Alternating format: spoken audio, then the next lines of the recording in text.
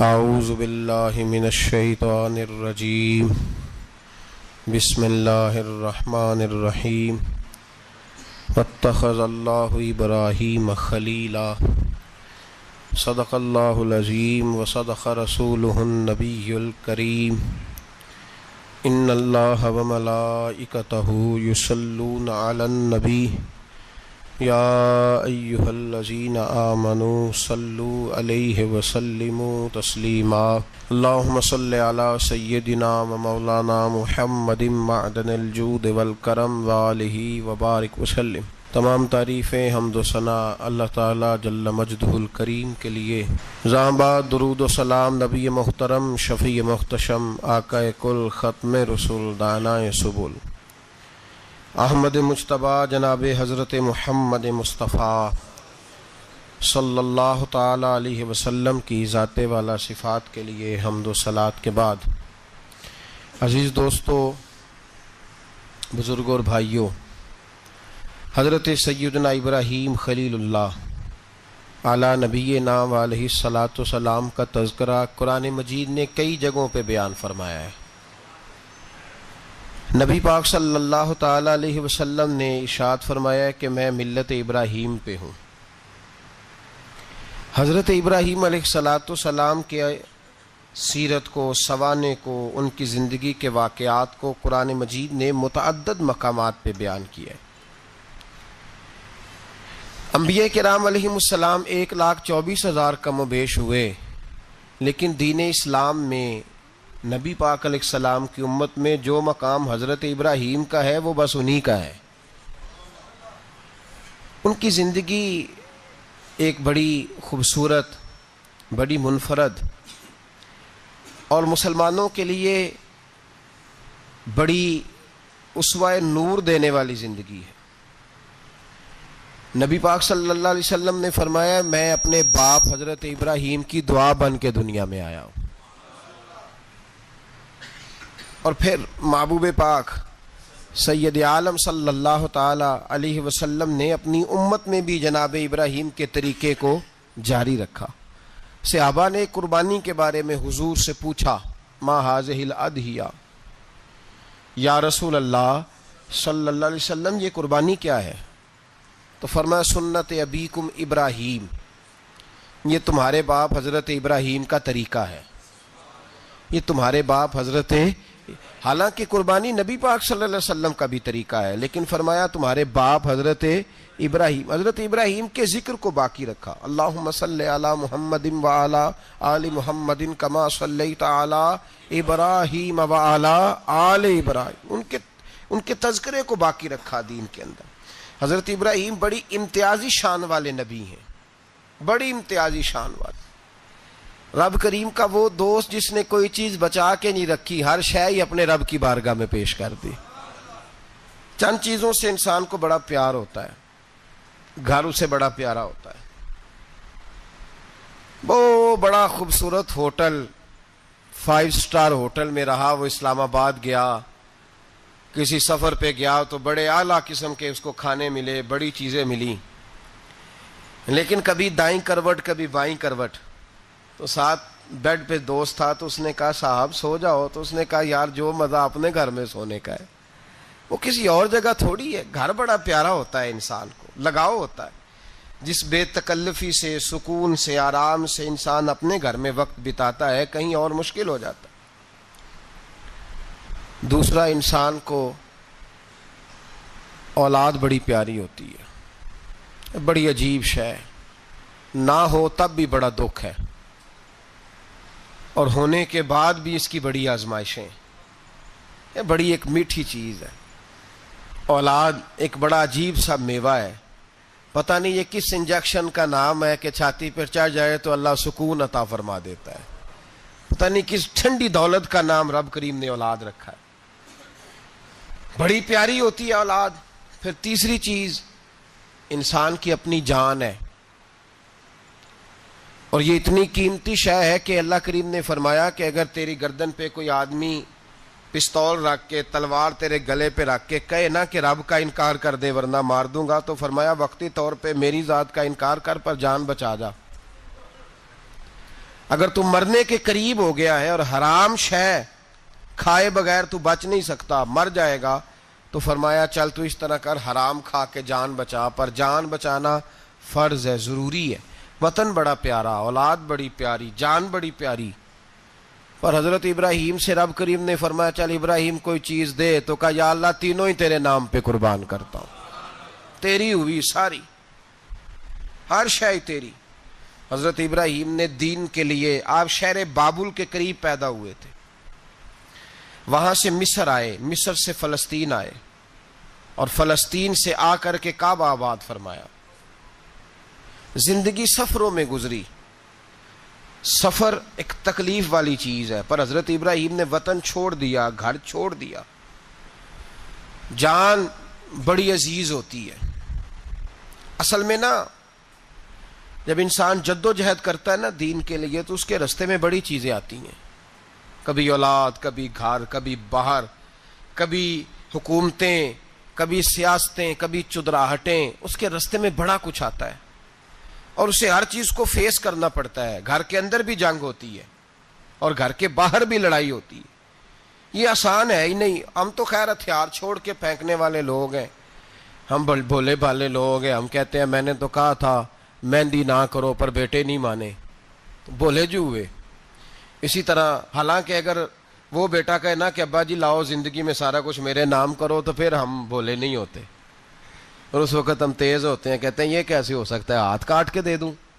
اس وقت نہیں، دین کے معاملے میں بھولے ہوتے ہیں۔ بیٹا بد مذہب کے پاس جا رہا ہے تو اس وقت ہم بھولے بھالے ہیں، کوئی عرض نہیں، لیکن اگر وہ اپنی پسند کی شادی کرے ہمیں کراس کر کے، پھر ساتھ ہی ہم تیز ہو جاتے ہیں۔ تو حضرت ابراہیم نے جب دین کے لیے نکلے تو جد و جہد کی، گھر کے اندر بھی گھر کے باہر بھی۔ آپ کے والد کا نام طارق ہے، وہ توحید پرست تھے، ایماندار تھے، پرہیزگار تھے۔ آپ کے چچا کا نام آزر ہے، وہ بت پرست تھے، بت بیچا کرتے تھے۔ حضرت سیدنا ابراہیم علیہ السلام جب میدان عمل میں نکلے تو حضرت ابراہیم علیہ السلام نے اپنے گھر سے جہاد شروع کیا، لڑنا پڑا۔ گھر کے اصولوں سے، چچا نے جو رواج بنائے ہوئے تھے اس رواج سے ٹکرائے۔ فرمایا میں اپنے گھر کے اندر یہ بت پرستی نہیں ہونے دیں گا۔ چچا کو ایک دفعہ نہیں، بار بار 100 دفعہ سمجھایا۔ آپ کا چچا بت بنا کے بیچا کرتا تھا۔ حضرت ابراہیم علیہ السلام تھوڑے بڑے ہوئے تو کہنے لگا کہ چلو میرے ساتھ، تم بھی بت بیچنے ہیں، ہمارا کاروبار ہے۔ حضرت ابراہیم ساتھ نکلے تو بت پکڑا ہے، گندے پانی کے اندر اس بت کو ڈبوتے ہیں، کہتے ہیں کسی نے خریدنا ہے تو خرید لو، نہ یہ نفع دے سکتا ہے نہ نقصان دے سکتا ہے، جو اپنا آپ نہیں بچا سکتا تمہیں کیا بچائے گا، خریدنا ہے تو خرید لو۔ چچا کہنے لگا تو کاروبار چمکا رہا ہے کہ تباہ کر رہا ہے۔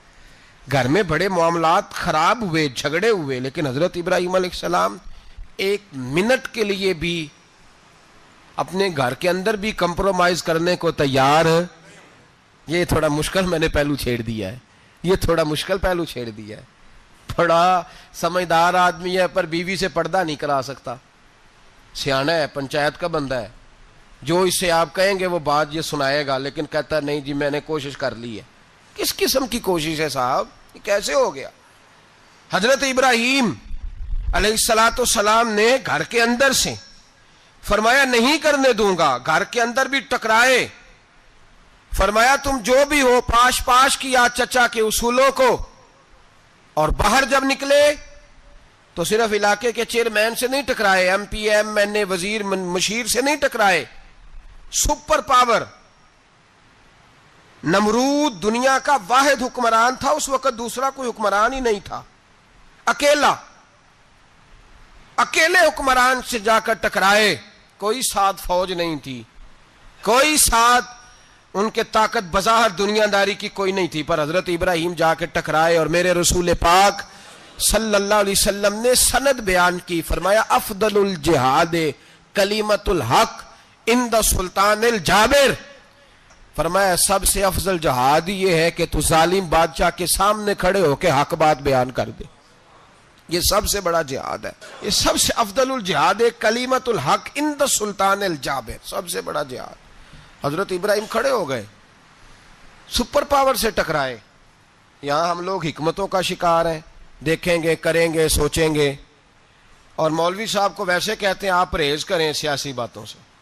بھئی اللہ کے ہر نبی نے جا کے وقت کے ظالم حکمران کو لتاڑا ہے, للکارا ہے. یہ تو مشن انبیاء ہے.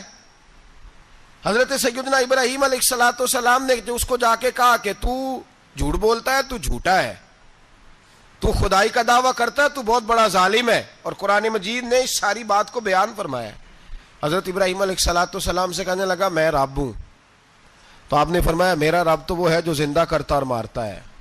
تو پھر آپ حق بات بیان کریں گے تو اللہ مارے گا کہ بندہ مارے گا؟ کچھ بھی نہیں ہوتا, کیونکہ زندگی موت کس کے ہاتھ میں ہے؟ اللہ کے ہاتھ میں. زندگی موت اللہ, کچھ بھی نہیں ہوتا. انسان صحیح سمت کا تعین کرے اور صحیح چلے. حضرت علی شیر خدا سے کسی نے کہا تھا کہ آپ کے بڑی دشمنی ہے, کوئی محافظ رکھ لیں. آپ فرمانے لگے موت خود بہت بڑی محافظ ہے, وقت سے پہلے آتی ہی نہیں. بڑی محافظ ہے, وقت سے پہلے. علامہ نورانی رحمۃ اللہ تعالی علیہ کراچی جیسے شہر میں رہا کرتے تھے, جہاں گام گام پہ خطرہ تھا. لوگوں نے کہا حضرت اتنے بڑے لیڈر ہو, آپ کی جماعت کی 62 سیٹیں ہوئی قومی اسمبلی میں, ایک ایسا وقت بھی آیا تو کوئی ایک آدمی بندوق والا. آپ فرمانے لگے مجھے ضرورت ہی نہیں, اس لیے کہ جس خدا رسول کے لیے میں نکلا ہوں وہ خود ہی حفاظت کرنے والے ہیں, ضرورت نہیں ان چیزوں. تو بھائی حضرت ابراہیم ٹکرائے, اور آپ کا انداز کیا ہے؟ جا کے کہا کہ تو نہیں, خدا وہ ہے جو زندہ کرتا. اور اس نے ایک بیوقوفوں جیسی دلیل دی. ایک آدمی کو کل پھانسی دینی تھی تو اس کو بلایا, کہنے لگا تجھے کب پھانسی ہے؟ اس نے کہا کل. کہنے لگا جا تجھے آزاد کیا, زندگی دی, اس کو چھٹی دے دی. ایک عام آدمی بیچارہ بیٹھا تھا, اس کو پکڑ کے نا کہنے لگا اس کی گردن اڑا دو. کہنے لگا دیکھ لو میں بھی زندہ کرتا اور مارتا ہوں, وہ جو کل مرنے والا تھا میں نے زندہ کر دیا ہے, اور جس کو پتہ ہی نہیں تھا کہ میں نے مرنا ہے اسے پکڑ کے میں نے مار دیا ہے. یہ بیوقوفوں جیسی دلیل ہے. حضرت سیدنا ابراہیم علیہ السلام چاہتے تو اسی وقت دلیل توڑ دیتے کہ تو کیا بیوقوفوں جیسی بات کر رہا ہے, اگر تو زندگی دیتا ہے تو مرے ہوئے میں جان ڈال کے دے جس کو تو نے مارا ہے. لیکن حضرت ابراہیم نے دیکھا کہ بیوقوف ہے, بیوقوفوں سے بحث نہیں ہوتی, دلیل بدل لی جاتی ہے, ان کی عقل کے مطابق بات کی جاتی ہے. حضرت ابراہیم فرمانے لگے میرا رب وہ ہے جو سورج مشرق سے نکالتا ہے اور مغرب میں غروب کرتا ہے. تو اگر رب ہے تو مغرب سے نکال کے مشرق میں غروب کر. فبہت الذی کفر, کافر لاجواب ہو گیا, اس کے پاس اس چیز کا کوئی جواب نہیں تھا. علامہ اسماعیل حقی نے خوبصورت فقرہ لکھا ہے, خوبصورت, جان ڈال دی ایک جملہ کہہ کے. حضرت سیدنا علامہ اسماعیل حقی رحمۃ اللہ علیہ فرمانے لگے چونکہ نمرود بیوقوفوں جیسی باتیں کر رہا تھا, اگر وہ یہ کہہ دیتا نا کہ میں سورج کو نکالتا ہوں مشرق سے, میں غروب کرتا ہوں معاذ اللہ مغرب میں نکالتا ہوں, تو آپ اپنے رب سے کہیے کہ وہ مغرب سے نکال کے مشرق میں غروب کرے. علامہ اسماعیل حقی فرماتے ہیں رب کریم کی آواز قدرت تھی, مالک حضرت ابراہیم علیہ السلام کے اس, اگر وہ کہہ دیتا اور حضرت ابراہیم دعا کر دیتے تو رب کریم نے فرشتوں کو تیار بٹھایا ہوا تھا. فرمایا اگر یہ کہہ دے میرے خلیل سے کہ سورج مغرب سے نکال کے مشرق میں غروب کرنا ہے تو تیار رہنا, جس طرح خلیل کہیں گے ویسے ہی کر دیں گے. واتخذ اللہ ابراہیم خلیلا, ابراہیم ہمارا دوست جو ہوا, جیسے کہے گا ویسے کر دیں گے. حضرت سیدنا ابراہیم علیہ السلام کی باتوں کا جب جواب نہ دے سکا, دلیل نہیں بندہ دیتا, پھر لڑائی کرتا ہے, پھر جھوٹے موٹے اعتراض کرتا ہے. دلیل ختم ہوتی ہے تو لوگ ذاتیات پہ اترتے ہیں, کہتے ہیں یہ کھانستا صحیح نہیں, دیکھتا صحیح نہیں. دلیل ختم, اب ذاتیات پہ اترے, کہنے لگے مجھے پتہ چلا ہے کہ یہ فلانی جگہ گیا تھا تو وہاں جا کے اس نے اس طرح کیا ہے. پھر لوگ ذاتیات پہ اترتے ہیں, جب دلیل کا جواب دلیل سے نہیں دے پاتے پھر ذاتیات پر اتر کر حملے کرتے ہیں. حضرت ابراہیم کے دلائل کا جواب نمرود نہ دے سکا تو کہنے لگا کہ اس کو آگ میں ڈال دو. قوم گئی ہوئی تھی ساری, آپ نے بات سنی ہوئی ہے, میں نے صرف اشارہ دینا ہے, میلے پہ. تو حضرت سیدنا ابراہیم علیہ السلام نے سارے بت توڑ دیے, کلاڑا بڑے بت کی گردن پہ رکھا. واپس آئے, کہنے لگے بت کس نے توڑے ہیں؟ تو فرمایا اس سے پوچھ لو جس کی گردن پہ کلاڑا ہے. کہنے لگے یہ تو بول ہی نہیں سکتا. تو فرمانے لگے بڑے بیوقوف ہو, جو بولتا ہی نہیں, سنتا ہی نہیں, اپنا آپ نہیں بچا سکتا, اس کی پوجا کرتے ہو. کہنے لگے پکڑو, دلیلیں ختم ہو گئی, اس کو آگ میں ڈالو. بہت بڑی حویلی 45 فٹ مربع پہ مشتمل ایک حویلی بنائی گئی اور 45 فٹ اونچی. مختلف روایات علامہ اسماعیل حقی کہتے ہیں کہ 3 مہینے تک نمرود نے کہا کہ اس کے اندر لکڑیاں ڈالو. لوگ پوچھنے لگے کتنی دنیا جلانی ہے؟ کہنے لگا بندہ تو ایک جلانا ہے پر بندہ بڑا تگڑا ہے. ایک بندہ. 3 مہینے لکڑیاں ڈالی گئیں. اور لوگوں کی جو تہمات ہوتی ہیں نا وہ بڑی عجیب ہوتی ہیں. تہمات میں نے بڑی تفصیل سے رمضان المبارک میں گفتگو کی تھی. بدشگونی تہمات لوگ لیتے ہیں. اس وقت بھی لوگ تہمات کا شکار ہو گئے. عقیدہ بگڑ جاتا ہے تو وہ عجیب و غریب باتیں کرنے لگتا ہے. تہمات کا شکار ہو گئے. بیبیاں نظر مانتی میں بیمار ہوں اگر صحیح ہو گئی تو اتنے من لکڑی دوں گی حضرت ابراہیم کی آگ جلانے کے لیے. ایک عورت لے کے جا رہی ہے لکڑیاں تو ایک نیک دل آدمی نے اس سے پوچھا کہاں جا رہی ہو؟ کہنے لگی میں نے منت مانی تھی تو حضرت ابراہیم علیہ السلام کو معاذ اللہ جلانے کے لیے لکڑیاں لے کے جا رہی ہوں. تو وہ رب کریم کے بندے کہنے لگے تو ڈھونڈتی رہے گی تجھے وہ جگہ ملے گی نہیں. وہ بی بی کئی مہینے گھومتی رہی جگہ ہی نہیں ملی جہاں لکڑیاں ڈالنی. ماری گئی.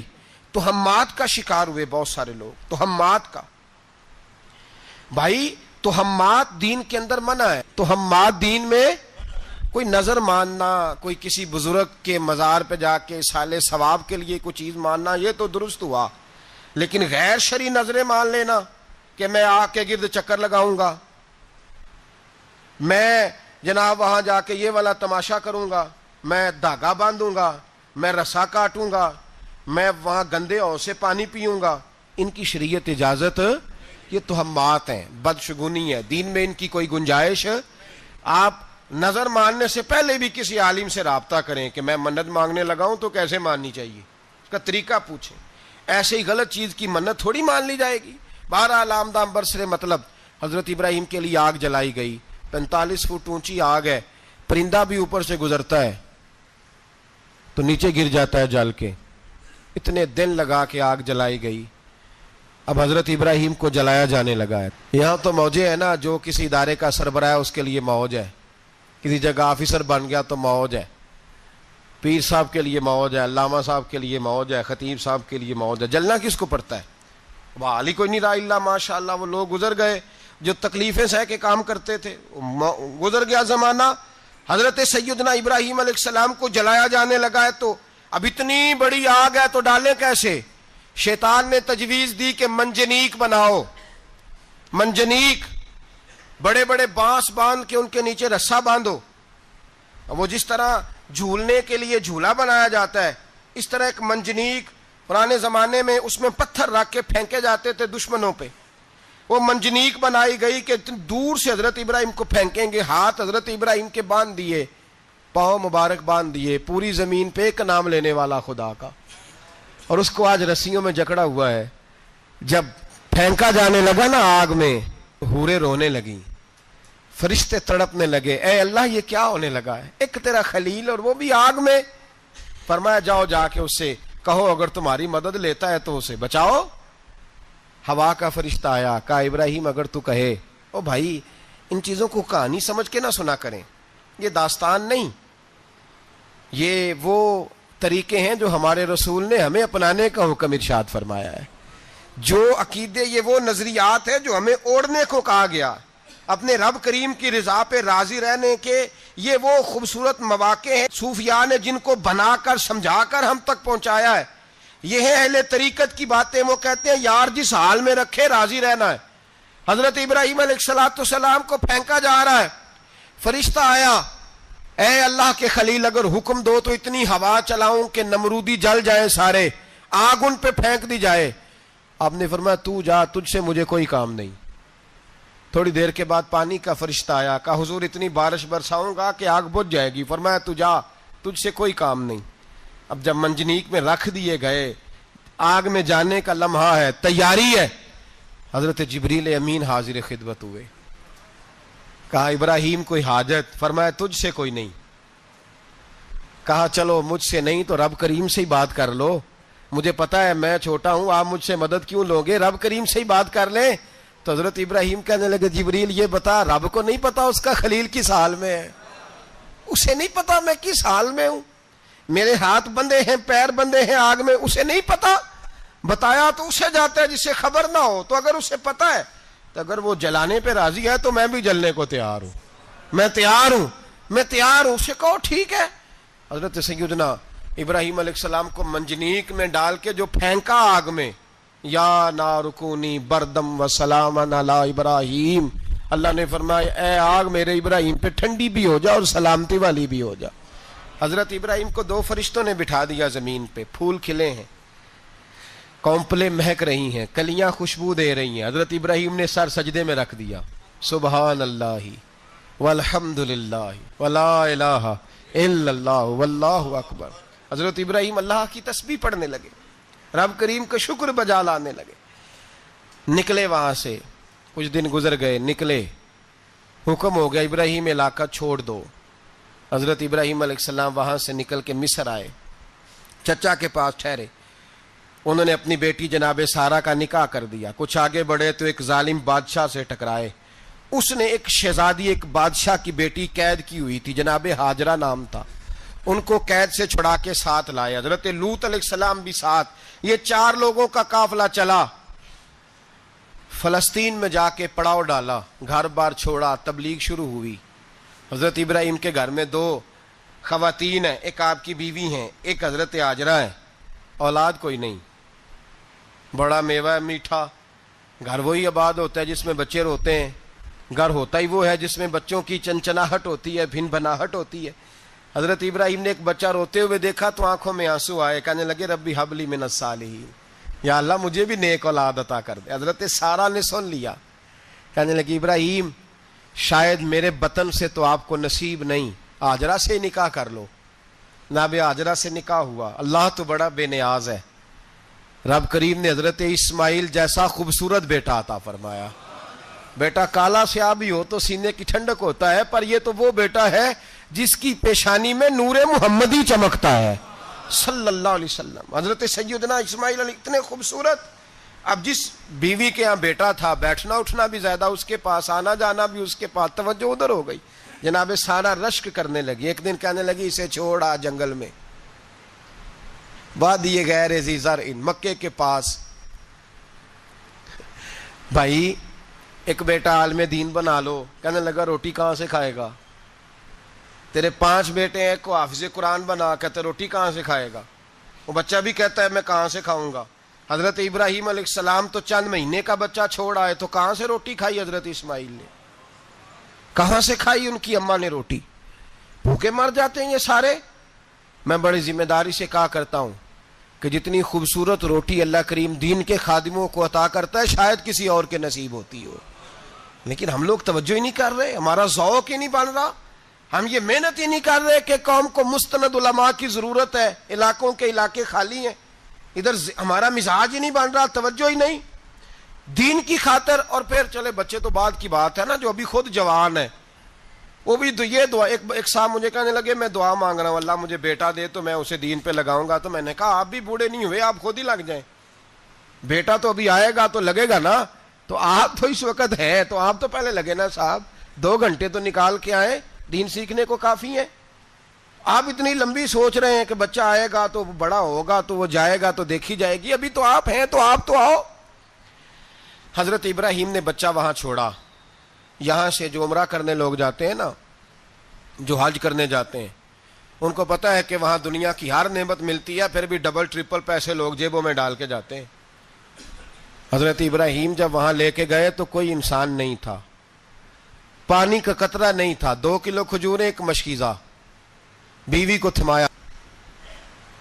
ہمارے گھر میں ہزاروں چیزیں پڑی ہیں، لیکن وہ جو توکل ہے نا وہ ختم ہو گیا ہے۔ اللہ دے گا، حلال حلال پہ قناعت کرے، جائز جائز پہ بھروسہ کرے، رب کریم عطا کرنے والا ہے، وہ مزاج ختم ہو گیا۔ حضرت سیدنا ابراہیم علیہ السلام 2 کلو کھجوریں، ایک مشکیزہ پانی کا دے کر کے، اور وہاں بٹھایا آپ نے اپنے بچے کو اور اپنی زوجہ جناب ہاجرہ کو، اور بٹھا کر کے یہ واپس پلٹنے لگے تو حضرت ہاجرہ سلام اللہ علیہ نے آواز دی، کہا ابراہیم کس کے سہارے پہ چھوڑ کے جا رہے ہو؟ جہاں آب زمزم کا کنواں ہے نا، جو لوگ گئے ہیں جنہوں نے صفا مروہ کی صحیح کی ہے، صفا مروہ سے باہر نکلے نا، سرکار کی ولادت کا مقام ہے، اس جگہ پہ آب زمزم کا کنواں تھا، وہاں حضرت سیدنا ہاجرہ کو بٹھایا، کوئی چیز نہیں، کوئی درخت نہیں، کوئی کھیت نہیں، کوئی پانی نہیں، کوئی کنواں نہیں، وہاں بٹھایا اور بٹھا کر کے نکلنے لگے تو جناب ہاجرہ فرمانے لگی ابراہیم کس کے سہارے پہ چھوڑ کے جا رہے ہو؟ کہنے لگی اللہ کے سہارے پہ۔ تو پاک باز بی بی نے ایک لفظ پوچھا، کہا ابراہیم یہ میرے رب کا حکم ہے، یہ میرے بس جن کا عقیدہ توحید مضبوط ہو ان کے لیے ایک جملہ کافی ہوتا ہے، یہ میرے اللہ کا حکم ہے۔ تو جناب ابراہیم علیہ السلام فرمانے لگے ہاجرہ ہاں رب کا حکم ہے۔ جب یہ لفظ کہے تو چاہیے تھا نا حضرت ابراہیم تسلی دیتے، تو بی بی صاحبہ تسلی دینے لگی، عرض کرنے لگی ابراہیم اگر اللہ کا حکم ہے تو پھر آپ ہماری فکر نہ کرنا، اگر یہ رب کا حکم ہے تو پھر ہماری فکر نہ کرنا، جس رب نے ہمیں یہاں تک پہنچایا ہے وہ ہمیں کبھی بھی ضائع نہیں فرمائے گا، پھر فکر نہ کرنا۔ حضرت ابراہیم آ گئے، بات آپ نے سنی ہوئی ہے، اشارہ کرنا مقصود ہے۔ 13 سال میں چلے مان بھی لیا جائے بعض روایات کی روشنی میں کہ آتے جاتے بھی رہے، لیکن مکمل دیکھ بھال اپنے بچے کی پرورش میں پورا حضرت ابراہیم علیہ السلام کا کردار، سارا کردار ماں کا تھا۔ میں جب خواتین کے بارے میں کوئی بات کرتا ہوں تو میں آپ کو اکثر کہتا ہوں کہ یہ صرف بیوی کے لیے حکم نہیں ہوتا، یہ ٹریننگ بیٹی کو دینی ہے اور بہن کو دینی ہے، یہ تربیت کریں اپنے گھر میں۔ میں تجربے کی روشنی میں یہ بات عرض کیا کرتا ہوں کہ بھائی بچے باپ کے فرما بردار اس وقت ہوتے ہیں جب اماں انہیں باپ کا فرما بردار کرتی ہے، اور بچے باپ کے نافرمان بھی تب ہوتے ہیں جب اماں انہیں باپ کا۔ میں نے اپنے کانوں سے سنا ایک دفعہ ایک بچہ اپنے باپ سے کہہ رہا ہے آپ نے تو ساری زندگی باہر گزار دی، پیسے کمانا کون سا مشکل کام ہے، دکھ سکھ تو سارے اماں نے برداشت کیے، سکولوں میں وہ جاتی تھی، فلانا کام وہ کرتی تھی، فلانا کام۔ اب یہ سوچ اس کی ذاتی تو نہیں، یہ اس کو دی گئی ہے، اور اگر اس کو یہ سوچ دے دی جائے کہ اماں کہے کہ میں تو اپنوں میں رہی ساری زندگی، میں نے تو اپنوں میں وقت گزارا، اور تیرا باپ تو کئی دفعہ جنازے بھی نہیں پڑھ سکا، اس نے تو ماں باپ ایسے دفن کر دیے، وہ اگر یہ سوچ فراہم کرے تو پھر بچہ باپ کا فرما بردار ہوتا ہے۔ اور یہ والی روایتیں ہم بیوی کو سناتے ہیں، حالانکہ کس کو سنانی چاہیے؟ بولیے، بہن اور بیٹی کو، بہن اور بیٹی کو سنائیں یہ باتیں، ان کو سمجھائیں تاکہ آگے جا کے وہ جو گھر ترتیب دیں وہ گھر بڑا عمدہ اور نکھرا ہوا ہو۔ حضرت سیدنا ابراہیم 13 سال کے بعد آئے، چونکہ گھر میں اللہ تبارک و تعالیٰ کی دوستی کا چرچا تھا، اللہ تبارک و تعالیٰ کی محبوبیت کا غلبہ تھا۔ 13 سال کے بعد فلما بالغ معہ سعیا، بیٹا جب اتنا بڑا ہوا کہ سال چلنے لگا تو حضرت ابراہیم نے اپنے بیٹے کو بلا کے کہا بیٹا مجھے خواب آئی ہے، میں تجھے ذبح کر رہا ہوں، تیری کیا رضا ہے؟ تو حضرت اسماعیل کہنے لگے یا ابت افعل ما تؤمر، ابا جی اللہ جیسے حکم دیتا ہے میرے ساتھ ویسے ہی کریں، جیسے اللہ حکم دیتا ہے ویسے ہی، بولیے، ویسے ہی کریں۔ حضرت ہاجرہ کو کہا کہ ایک دوست نے دعوت کی ہے تو وہاں جا رہے ہیں، بی بی مطمئن ہے، تفصیلات کی ضرورت نہیں، ختم بات، اعتبار ہے، مطمئن ہو گئی۔ شیطان پیچھے سے آیا اماں کے پاس، ذرا تھوڑی دیر کے لیے تصور جمائیے، یہاں تو پڑوسن آ کے کوئی بات بتا دیتی ہے خاوند کے بارے میں تو کئی مہینے جھگڑا جاری رہتا ہے، پڑوسن محلے دار۔ شیطان نے آ کے بتایا لفظ کیا ہے؟ کہا حضرت تمہیں پتا ہے کہاں جا رہے ہیں؟ کہا دوست کی دعوت میں۔ تو کہنے لگے دوست کون ہے؟ رب کریم، اور ابراہیم کا خیال ہے کہ اس رب نے مجھے حکم دیا ہے کہ میں ذبح کروں۔ تو حضرت ہاجرہ کہنے لگی کبھی باپ بھی بیٹا ذبح کرتے ہیں؟ تو شیطان کہنے لگا ان کا خیال ہے کہ ان کے رب نے حکم دیا ہے۔ تو جناب ہاجرہ فرمانے لگی اگر رب نے حکم دیا تو پھر تو مجھے شیطان لگتا ہے، تو مجھے شیطان لگتا ہے۔ کہا کیا مطلب؟ فرمانے لگی اگر رب کریم کا حکم ہے تو میرے پاس ایک اسماعیل ہے، اگر 1000 بھی ہوتے میں سارے اللہ کے راستے میں پیش کر دیتی، دے دیتی، مالک کا ہی تو ہے سارا کچھ، اسی کا ہے، اس میں لیت اللہ کی کیا گنجائش؟ حضرت سیدنا ابراہیم علیہ السلام نے بیٹے کے حلق پہ چھری رکھ بھی دی اور چھری چلا بھی دی، رکھ بھی دی، اور وہ تو اللہ کریم نے فرمایا یا ابراہیم قد صدقت الرؤیا، ابراہیم تو نے خواب سچا کر دکھایا، وہ قیامت تک تیرا نام رہے گا۔ حضرت ابراہیم نے وطن بھی دیا، جان بھی دی، بیٹا بھی، اللہ کریم نے دمبے دیے، فرمایا یہ فدیہ ہے۔ اب یہ قربانی قیامت تک حضرت ابراہیم کے طریقے کے مطابق جاری ہے. حضرت ابراہیم بہت بڑے مہمان نواز تھے, بہت بڑے. آپ جب مصر میں قیام تھا تو بڑے بڑے لمبے چوڑے لنگر پکتے تھے, لوگ آیا جایا کرتے تھے, بڑا تفصیل کے ساتھ کھانا ہوتا تھا. مہمان نوازی آپ کی خاص صفت مبارکہ ہے. ہمارے ہاں بھی مہمان نوازی ہوتی ہے امیروں کی, بلکہ اب تو مہمان نوازی اس طرح کی ہے کہ کل تیری میرے پاس دعوت ہے اور پرسوں میری تیرے پاس ہے. وہی امیروں میں وہ چکر رہتا ہے, پارٹیاں دوست ایک دوسرے کو ڈالتے ہیں, تیری طرف پارٹی تیری طرف. اور اسی انداز میں اب یہ عید آئے گی نا, ٹکا پارٹیاں ہوں گی جگہ جگہ. اور لوگ سوال پوچھنے لگے ابھی سے, کہتے ہیں قربانی کا کتنا گوشت گھر رکھنا جائز ہے, قربانی کا کتنا گوشت گھر رکھنا جائز ہے؟ سارا ہی جی. اس لیے فریزر لے لے, فریج سے نہیں کام چلے گا. سارا ہی جہاز گھر رکھنا سارا ہی جائز ہے, رکھ لیں. او خدا کے بندے, قربانی وہ بندہ دیتا ہے جو سارا سال ہی گوشت کھاتا ہے. صحیح کہہ رہا ہوں؟ قربانی صاحب نصاب صاحب استطاعت بندہ دیتا ہے نا, تو وہ سارا سال ہی گوشت, تو سارا گھر میں رکھنا بھی جائز ہے, لیکن سارا دے دینا بھی. تو جو آ رہی ہے اس پہ کیوں توجہ کرتے ہو, جو دوسرا جائز ہے اس پہ کیوں نہیں عمل کرتے؟ سارا تقسیم کر دیں, بات ختم ہوئی. یقین کریں, محرم میں جا کے دوست ٹیلی فون کر کے سوال پوچھتے ہیں, کہتے ہیں صاحب سنا ہے قربانی کا گوشت محرم میں کھانا جائز نہیں. میں کہ نہیں, ربیع الاول چ بھی جائز جے, رجب رمضان تک کھاؤ, کوئی بندہ نہیں منع کرتا. اس لیے کہ کسی کو دینا تو پسند ہی نہیں. یا پھر اس میں سے جو خاص چیزیں ہیں وہ اپنی فریج میں, اور باقی جو ہے وہ دوسروں کے لیے. یہ کیا طریقہ ہے ہمارا؟ اور اسی پہ عمل ہے. اللہ تبارک و تعالی ہمیں سمجھنے کی توفیق عطا فرمائے. حضرت ابراہیم بہت بڑے مہمان نواز تھے. صرف قربانی نہیں دیتے تھے, سارا سال بہت سارا لنگر, بہت سارا کھانا پینا, بہت ساری چیزیں جاری رہتی تھی. اور جتنے غریب لوگ تھے فلسطین کے, ان کو پتا تھا کہ حضرت ابراہیم علیہ الصلوۃ والسلام کا لنگر جاری ہے. فلسطین میں جب آپ کا قیام تھا, ایک دفعہ ڈھیروں مہمان آ گئے اور کھانے کو کوئی چیز نہیں. حضرت سارہ اور جناب ہاجرہ دونوں اس وقت موجود تھیں. وہ کہنے لگی ابراہیم بہت سارے مہمان آ گئے تو کیا کریں؟ جناب سارہ کہنے لگی کس طرح کر کے ان کی مہمان نوازی کرنی. اور حالات یہ ہیں کہ قحط پڑا ہوا ہے فلسطین میں, مصر میں, دور دراز علاقوں میں. تو حضرت ابراہیم کہنے لگے یہ اللہ کے مہمان ہیں اور ہمیں رب کریم کا بندہ سمجھ کے آ گئے ہیں, اللہ ہی بندوبست کرے گا. فرمانے لگے میرا مصر میں ایک دوست ہے, وہ قحط کے دنوں میں غلہ جمع کر لیتا ہے, میں اس کی طرف پیغام بھیجتا ہوں, مجھے امید ہے وہاں سے غلہ ملے گا. 2 3 5 اونٹ والے غلام بلائے اور ان کو کہا کہ جاؤ غلہ لے آؤ مصر کے دوست سے. وہ لوگ کہتے ہیں ہم غلہ لینے گئے, وہاں جب پہنچے تو حضرت ابراہیم خلیل اللہ علیہ السلام کا پیغام دیا تو آپ کا وہ دوست کہنے لگا غلہ تو بے شمار تھا, مجھے خبر نہیں تھی کہ حضرت ابراہیم کا پیغام آئے گا, تو میں تو سارا تقسیم کر چکا ہوں. لوگ لے گئے, اب تو کوئی شے نہیں. اب وہ خالی آ گئے 5 کے 5 اونٹ. جب خالی آئے تو حضرت ابراہیم کی حویلی کی دیواریں چھوٹی چھوٹی تھیں. ان غلاموں میں سے, خادموں میں سے, آپ کے ان چاہنے والوں میں سے ایک کہنے لگا یار وہ غریب تو انتظار کر رہے ہوں گے کہ غلہ لینے گئے ہیں, ہمیں روٹی ملے گی.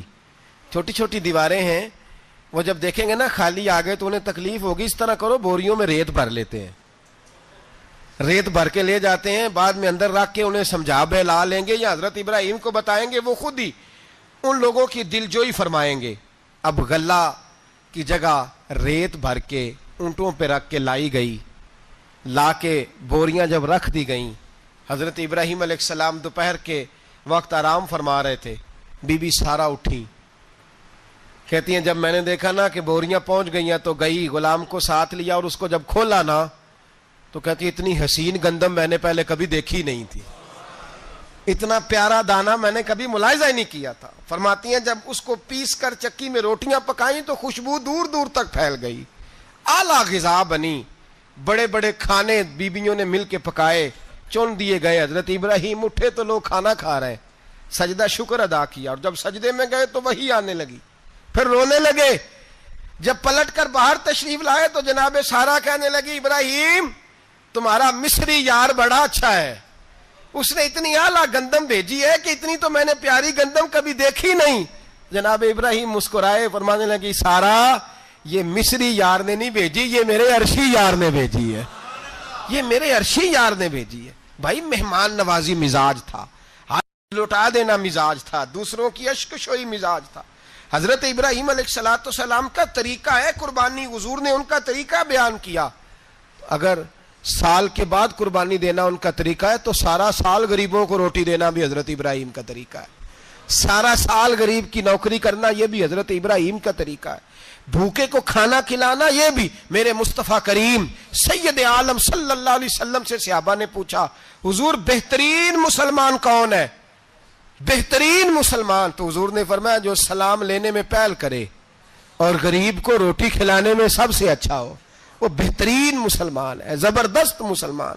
ہمارے ہاں دعوتیں ہوتی ہیں تو امیروں کی، افطاریاں ہیں تو امیروں کی، اور میرے مصطفیٰ کریم علیہ السلام نے فرمایا بدترین دعوت ہے جس میں امیر بلائے جائے غریب نہ بلائے جائے، وہ بدترین دعوت حضرت ابراہیم کا طریقہ رہا، ساری زندگی مہمان نوازی۔ اور دوسرا ان کا مزاج تھا، اللہ سے پیار ہو گیا تھا نا، جب رب کریم سے محبت ہوتی ہے نا اور محبت کا احساس ہوتا ہے دل میں، پھر سجدے لمبے ہوتے ہیں۔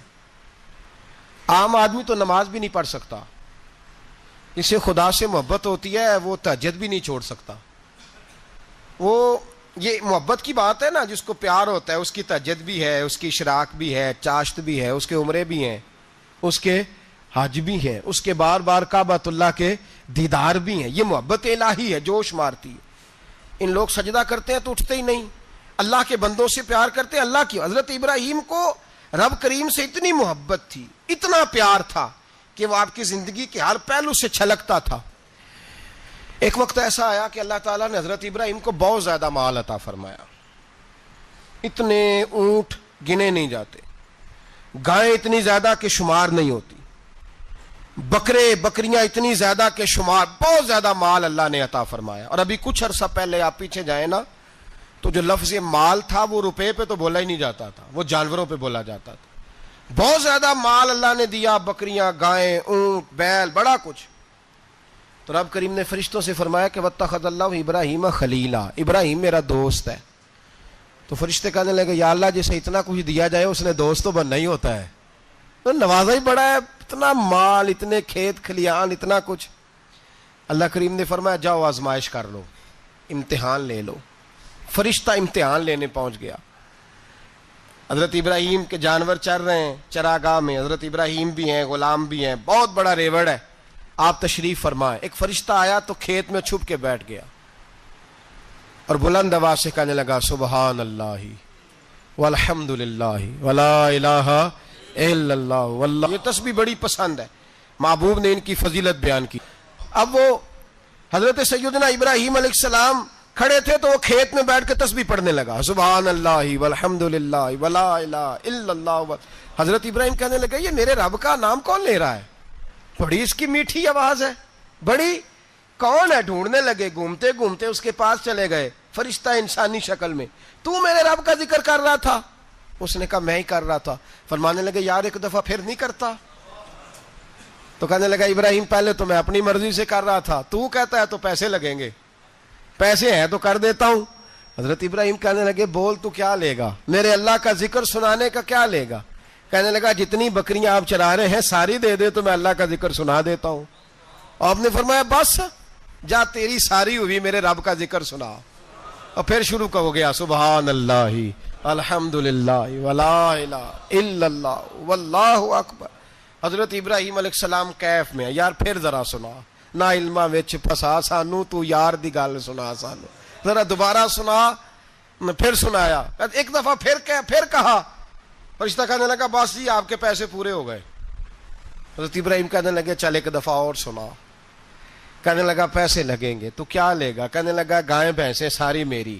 فرمایا بس یار اتنی قیمت، تو سنا صحیح، سارا کچھ ہی تیرا۔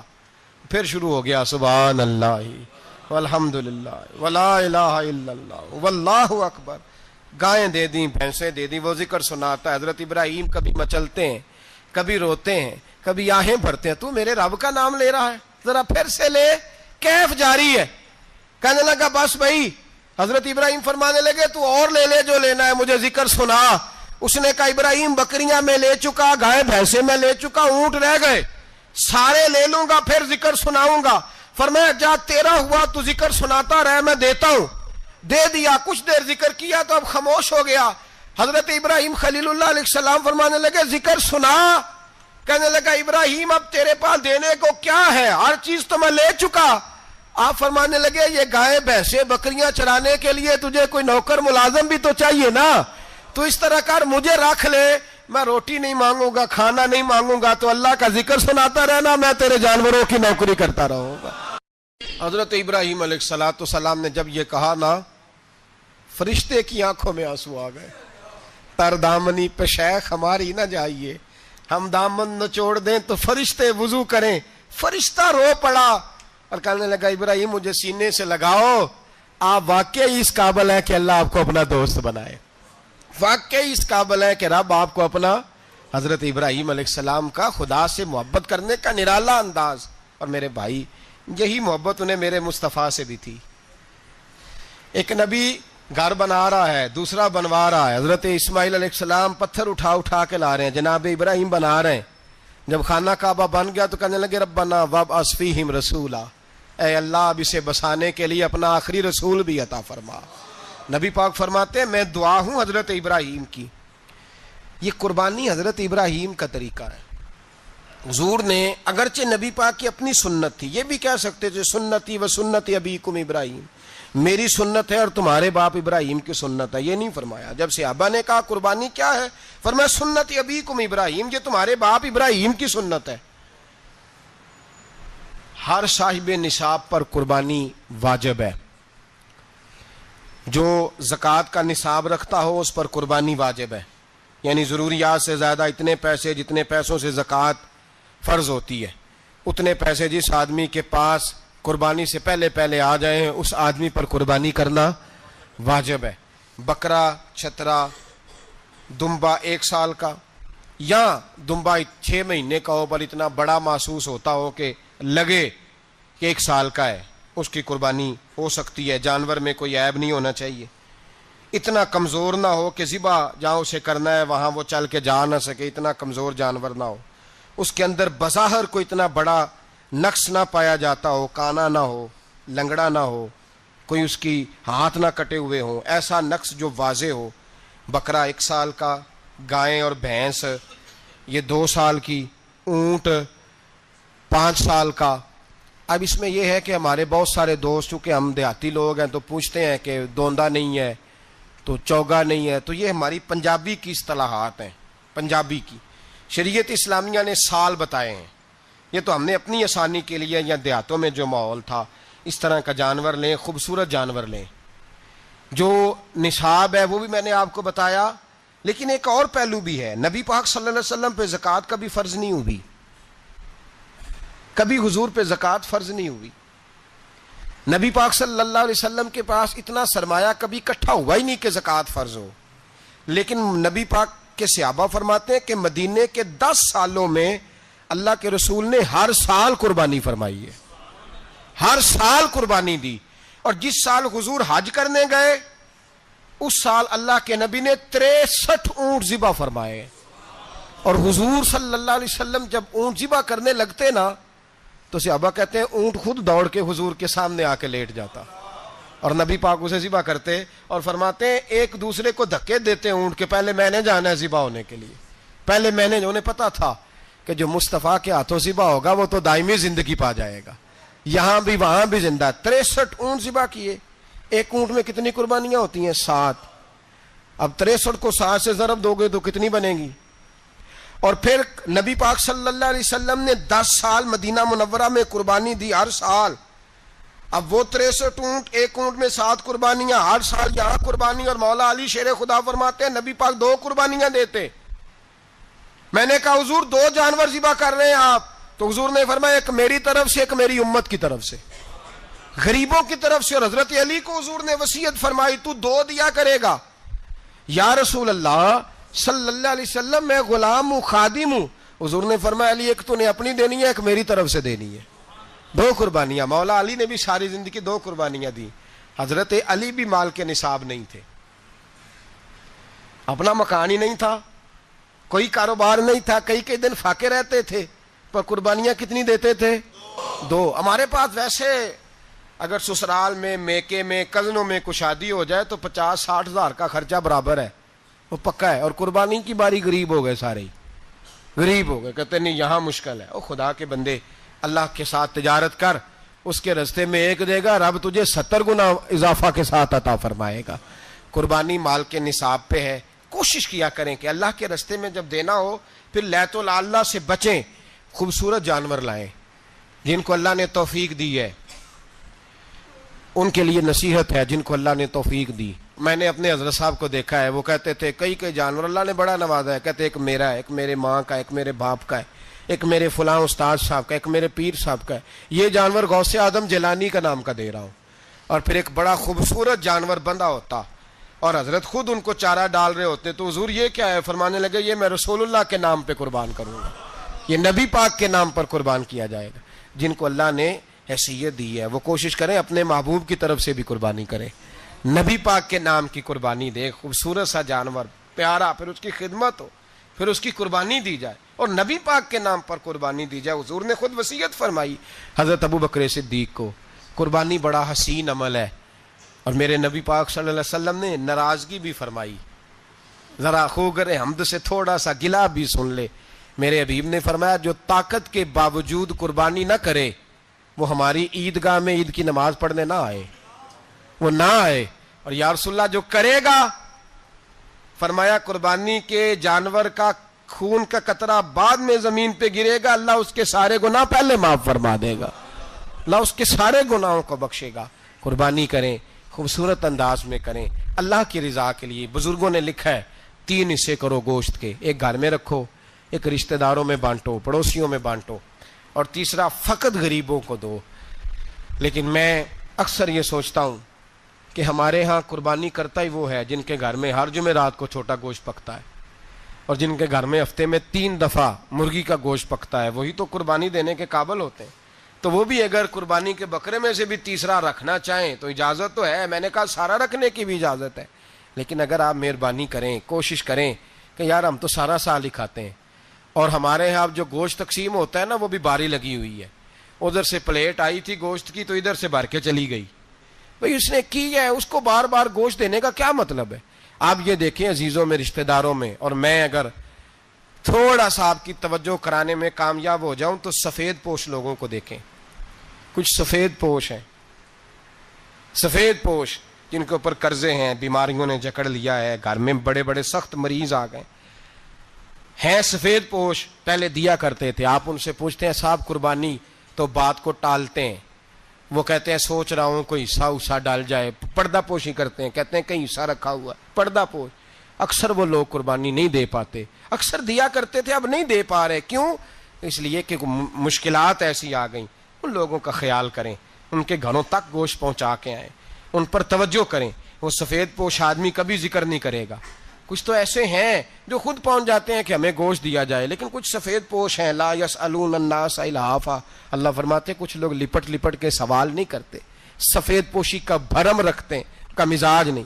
ان کی طرف دیکھیں، اپنے رشتہ داروں کو دیکھیں، خاص کر ان رشتہ داروں کو دیکھیں جن کا آپ کو پتہ ہے کہ غریب ہیں، مجبور ہیں، ان کے گھروں میں گوشت بھیجیں۔ غریب بیٹیوں، غریب بہنوں کا خیال کریں، اس طرف متوجہ ہوں، ان کے ساتھ اس نے سلوک کریں، اس طرف آپ لوگ خیال کریں۔ اللہ ہمیں سمجھنے کی توفیق عطا فرمائے۔